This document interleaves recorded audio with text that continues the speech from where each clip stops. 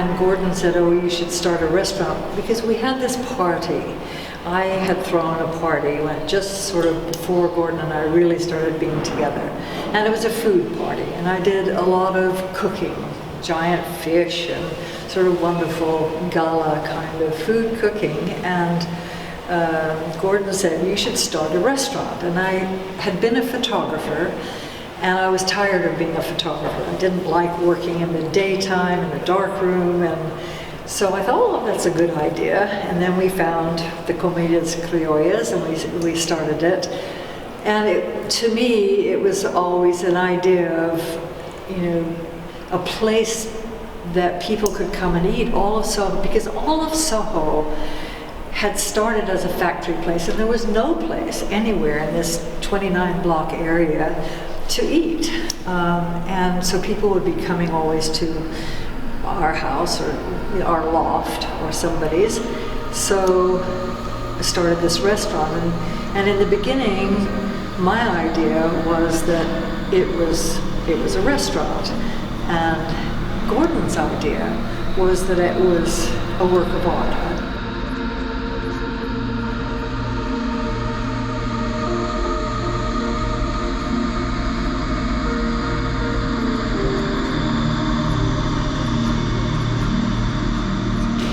A lot of this, of course, was Gordon's concept, how he wanted the restaurant to look.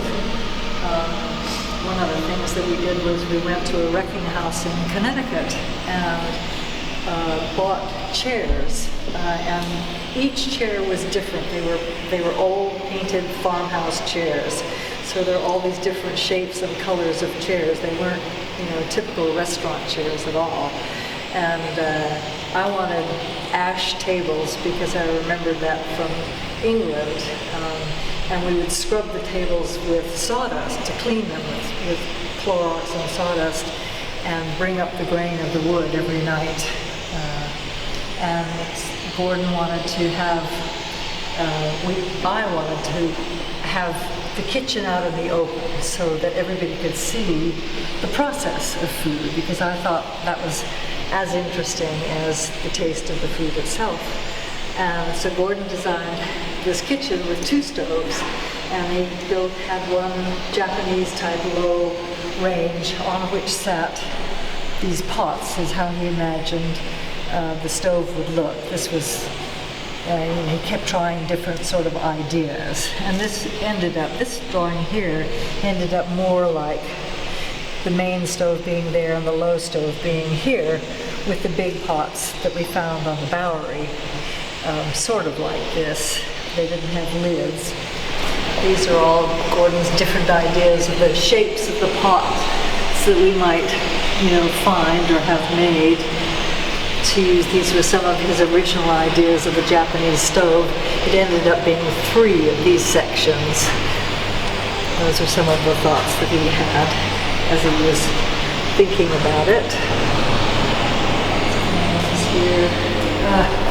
Here's Richard Serra. Richard was eating at food one day, and he was sitting in a chair sort of alongside, not joining with the tables, and just sort of sitting, watching and observing. And as I passed by, Richard said, have you ever done anything this strong in your life before? And I thought, wow, what an odd statement. My whole life has been just as strong as this. I never thought of it as me doing something strong, or, it was just what we were doing then.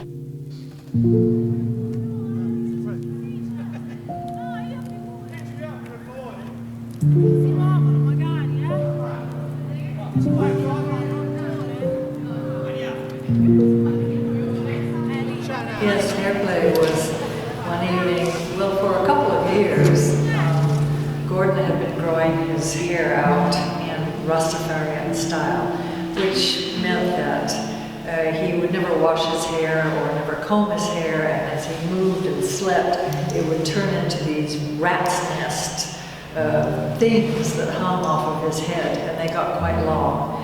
And finally, I had a very hard time liking them. I didn't, so I suggested that maybe he might like to cut his hair off because it stunk.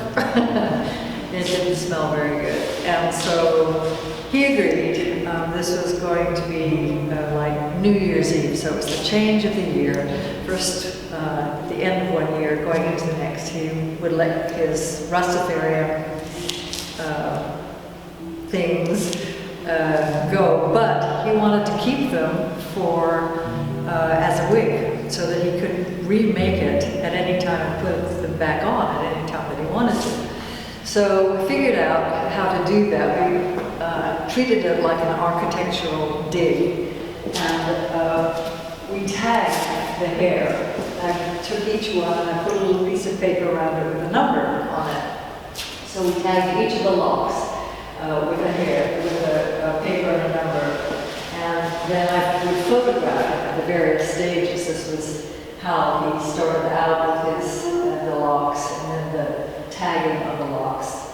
And then I went to the hardware store and I got a big piece of wire, and I wrapped the wire around him, the goat wire, and I took strings and I tied each of the locks to the wire so that we could clearly see all of the numbers.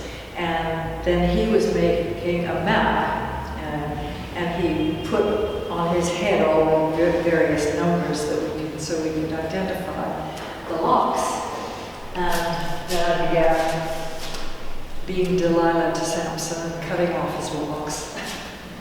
And when it finished, he was not so sure that he liked what I had done. He was feeling a little pissed. And so I told him to go and take a shower. And when he came out of the shower, he decided he liked himself. And this is him being very handsome.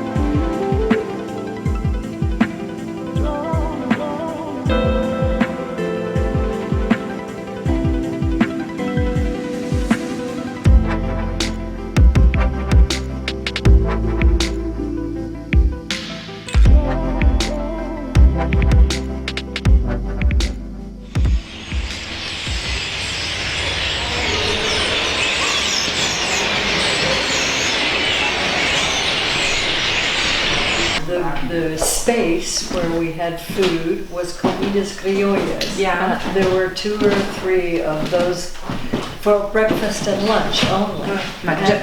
During the night, And everybody they was were gone. closed. So in the beginning, when it was illegal to live there, we had curtains on the windows, so there were no lights because we didn't want to know anybody that we were living there, you see. So when the law changed, then suddenly the lights came on and there were more people and the bar opened up and then there was more. So I have these stories I have to tell. Just arrived. Okay. The woman is the wife. The one that's Okay. And that's all of us. Yeah, we are finished. All right. And we had, and he was the Let's same. turn this down so it doesn't disappear. First yogurts and after cheese and salad. Okay. Wonderful. Allora. What about the bread? Should it go on the table now? If you want, you can take. Good. And when that's hot, then you put in the garlic. Or I'm sorry, you put in the onions first. Onion first and garlic. And then the Afterwards. garlic. Yeah, but wait till it's hot. Yes. What do you think? I put onion there? 2 more. Yes, it's perfect. Now I take some hot.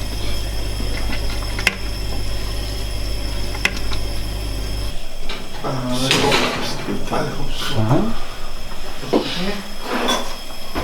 the others. Collectors tend to be very obsessive. Some of them. Some of them. So we can put that right on here. Otherwise, I destroy the fish. And that'll help us. 2 minutos. One to go. You know, Carlo, I don't think I need to move because it's covered, you know. And that's about it. That's good, right there. Okay. Yep, perfect.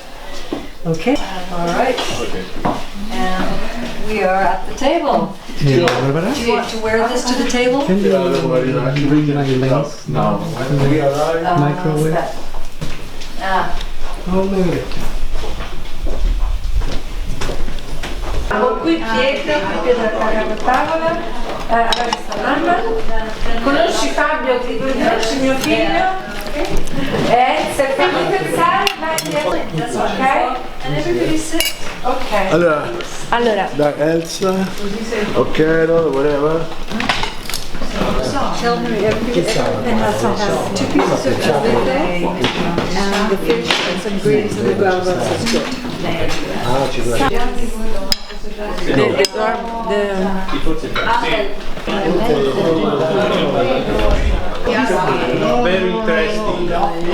Oh, thank you. It's so lovely to have this opportunity to play again.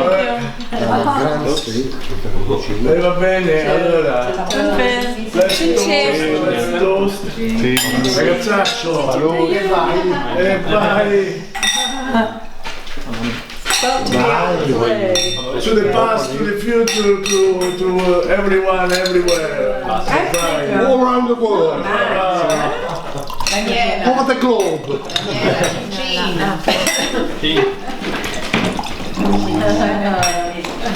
Oh, Daniela, good. It's amazing. Thank you.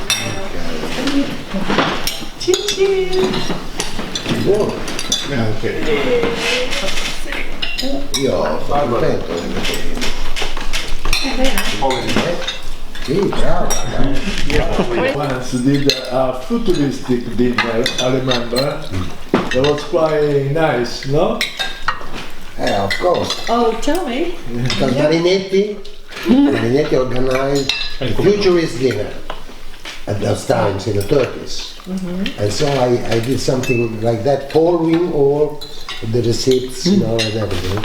And I built up 2 tables, one glass table and one mirror table. And all the walls with the aluminium. Mamma, dove li fa? Then I Prendi put- sei in greco. Ci penso io No, già io. Portate il vino. Federica ha detto che Adesso a Siviglia. Ho fatto Siviglia. Però hai fatto una prenotazione per andare perché non si può. Ho fatto la fila. dove? Ma dai, spero. Da nord a sud è diversissimo, un po' come l'Italia. Un villaggio grandissimo, molto grandissimo. Perché? A Siviglia, riuscite a dire.